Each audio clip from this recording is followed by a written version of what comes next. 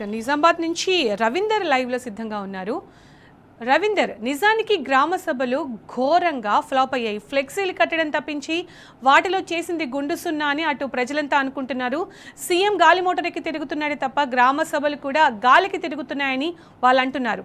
ప్రజాపాలన లేదు, అసలు ప్రగతి ప్రణాళిక లేదు, ఏమీ లేదు అని అంటుంటే ఇప్పుడు గ్రామ సభలు సక్సెస్ మీట్ అంటూ ప్రభుత్వం గొప్పలు చెప్పుకుంటోంది.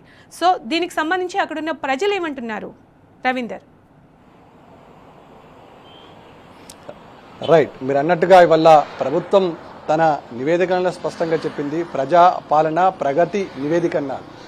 ప్రగతి లేని నివేదిక ప్రజలకు ఎట్లా సమర్పిస్తారనే విషయంలో ప్రభుత్వం వద్ద సరైన క్లారిటీ లేక 99 ప్రణాళికలు ఎంచుకున్నారు. ఏ ఒక్క ప్రణాళికను కూడా క్షేత్రస్థాయిలో ప్రభుత్వం నిర్దేశించినటువంటి ప్రణాళికలు కానీ పనులు కానీ ఆ ప్రభుత్వం చెప్పినటువంటి విషయాలు కానీ ఏ ఒక్కడి కూడా గ్రామీణ ప్రాంతం లేదు. ఇవాళ ప్రతి పల్లె కూడా దాదాపుగా నిజామాబాద్ కామారెడ్డి జిల్లాలో 1026 సంబంధించిన గ్రామ పంచాయతీలు తాండాలున్నాయి. ఒకరోజు ఆర్భాటంతో బతిమలాడుకొని సంబంధించిన ఆఫీసర్ వచ్చేసి దయచేసి రండి, మేము ఫోటోలు దిగిన తర్వాత వెళ్ళిపోతాం, తర్వాత మీరు ఏమన్నా ఉంటే మీ దగ్గరకు వచ్చి ఎమ్మెల్యేలు కానీ ఇక్కడ ఉన్నటువంటి చైర్మన్లకు కానీ ప్రజాప్రతినిధులకు చెప్పండి అని వేడుకున్న సందర్భం స్పష్టంగా కనబడుతుంది. నిజామాబాద్ జిల్లాలో దాదాపు 6 కార్పొరేషన్ చైర్మన్లు, 2 ప్రభుత్వ సలహాదారులు, 3 ఎమ్మెల్యేలతో పాటు మంత్రి సీతక్క ప్రాతినిధ్యం వహిస్తున్నటువంటి నిజామాబాద్ ఉమ్మడి జిల్లా. ఈ నేపథ్యంలో వీళ్ళెవరు కూడా ఇవాళ ఆ ప్రగతి నివేదిక ప్రజాపాలన అని చెప్పినారో నివేదిక కార్యక్రమంలో పాల్గొనలేదు. కనీసం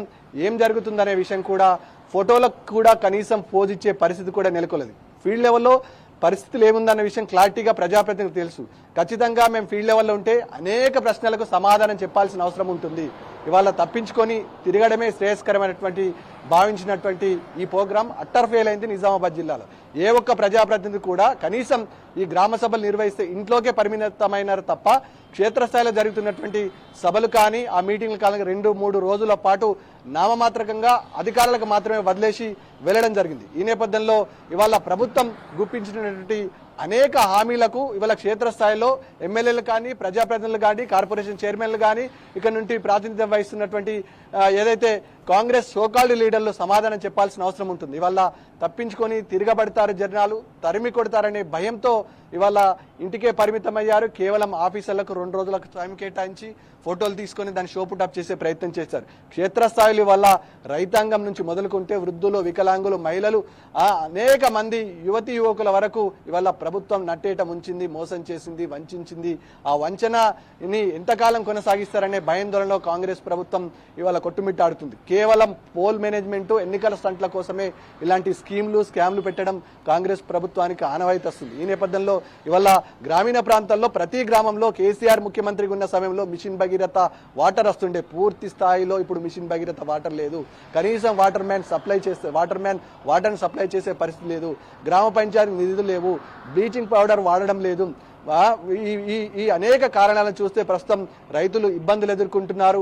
ధాన్యం కొనుగోలు నుంచి జాప్యం నుంచి మొదలుకుంటే ఆసరా పెన్షన్ వృద్ధుల వరకు అనేక సమస్యలు వల్ల పల్లెల్లో విలయతాండం వేస్తున్నాయి. ఇవన్నీ గురితెరిగినటువంటి లీడర్ల వల్ల కేవలం పోల్ మేనేజ్మెంట్ కోసం, ఎన్నికల స్టంట్ కోసం పెట్టినటువంటి ఈ స్కామ్లుగా మారినటువంటి ఈ తంతుకు ఈ అనాదిలోనే మంగళారతులు ఇచ్చిన స్పష్టంగా కనబడుతుంది. ముఖ్యంగా గ్రామీణ ప్రాంతంలో అస్తవ్యస్తమైనటువంటి పారెలను సరిచేయడం చేత కాదు కాబట్టి వల్ల మళ్ళీ ఒక ముందడుగు వేసి రేపు మండల స్థాయిలో సభలు పెట్టాలని చూసే పరిస్థితి కనబడుతున్నట్టుగా మనకు స్పష్టంగా కనబడుతుంది.